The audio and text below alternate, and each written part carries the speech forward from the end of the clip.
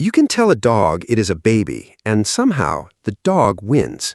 It lifts the inner corners of its eyes, and a grown adult human begins speaking in the voice usually reserved for infants and disappointing houseplants. Now put a pig in the same room. The pig may be clever, it may know familiar calls, it may learn routines, recognize people, and solve problems that would embarrass office printers. But the pig does not get the couch. The dog gets the couch. The pig gets the pen. And the strangest part is that this difference may not be about which animal has more feeling inside. It may be about which animal became easier for the human face-reading machine to understand. Humans are not neutral observers. We are face addicts. Long before we can read words, we are already reading eyes. A raised brow, a soft mouth, a tiny change in tension around the face. These signals tell us who is calm, who is angry, and who might cry in a supermarket. So any animal that can accidentally press the right facial buttons has an unfair advantage. Dogs did not begin as roommates with birthday hats. Their ancestors were wolf-like animals living near human camps, drawn by scraps, waste, warmth, and opportunity. The ones that tolerated humans could stay closer. The humans who tolerated them gained alarms, hunting help, company, and an animal staring at the meat pile. Over many generations, dogs became unusually attuned to us. They watch where we point, they notice where we look. They learn household sounds so well that one quiet leash click can summon a ghost with paws. But the face may have mattered too. Research on dog facial movement suggests that dogs produce more facial expressions when humans are paying attention to them. One movement stands out: the inner eyebrow raise, the little lift that makes the eyes look bigger, softer, and more helpless. Compared with wolves, many dogs also have a facial muscle arrangement that makes this movement easier and stronger. Not every detail is identical across every breed, and this does not mean dogs planned anything, but it suggests that during domestication, human attention may have favored dogs whose faces were easier for us to read. A tiny movement became a bridge. Now compare that with pigs. Pigs are not stupid background animals waiting for a cartoon farmer.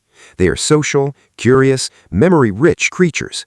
They can learn tasks, respond to familiar humans, explore objects, and solve problems with a seriousness that makes the snout look like laboratory equipment. But pigs do not speak to humans through the same visual channel. A pig communicates with grunts, squeals, posture, smell, touch, and rooting. The snout is not decoration. It is a sensor, a shovel, a question mark pressed into the earth. To another pig, this makes sense. To a human on a sofa, it does not melt the heart in quite the same way. A dog looks up, a pig roots down. That sounds tiny, but human sympathy is embarrassingly visual. We see raised brows and soft eyes, and we imagine a little person. We see mud on a snout, and we imagine dirt. The pig may be investigating, cooling itself, foraging, or communicating with its whole body, but the signal arrives in a language humans did not practice reading. And history made the gap wider. Dogs entered human life mostly as partners. They guarded, they hunted, they herded, they warned. They slept near the fire and later near the radiator, which is basically fire with better branding. Pigs entered human settlements mostly as converters. That sounds cold, but it is the historical role humans gave them. Pigs could turn scraps, roots, waste, and rough calories into meat. Their intelligence did not rescue them from that role. In some ways, it may have helped them adapt to it. So two domestic animals stood near humans, both capable of learning from us. One stared into our eyes, one pushed its nose into the ground. One became an animal we read like a small emotional roommate. One became an animal many people stopped reading at all. Then the story reinforced itself. We brought dogs into homes, so we learned their signals: the wagging tail, the excited bounce, the stare at the door, even the guilty-looking face, which may be more about fear or appeasement than guilt, but still destroys human judgment in under 3 seconds. We kept pigs behind fences, so we mostly saw bodies, mud, appetite, and noise. We did not usually sit on the floor and learn the private grammar of a pig nudging a hand. The pen did not just contain the pig.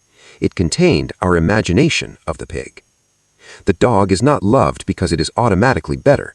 The pig is not penned because it is empty inside. They were filtered through human needs, histories, and signals. A dog's face asks a question in the language humans were already built to answer.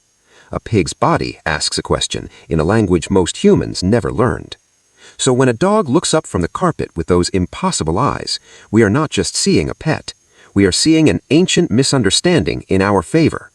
And when a pig stands behind a fence, snout in the earth, it may be no less curious, no less aware, no less alive inside its own world.